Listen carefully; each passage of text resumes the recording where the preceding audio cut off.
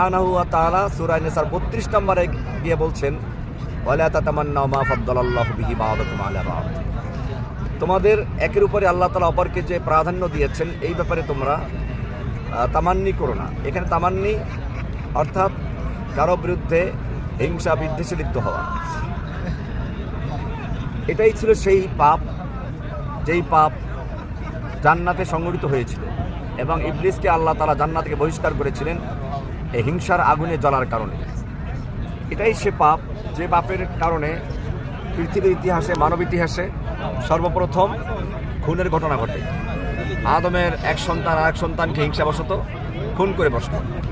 এটাই সেই অন্যায় পাপ যে কারণে একজন নবীর সন্তান হওয়া সত্ত্বেও নবীর সন্তানরা তাদের একজন ভাইকে কুয়ায় নিক্ষেপ করলো, ইউসুফ আলাইহিস সালামকে। এভাবেই দেখা যায় হিংসার আগুনে জ্বলে পড়ে ছারখার হয়ে যায়, অথচ বেচারা কোনো আনন্দ, কোনো লাভবান হতে পারে না।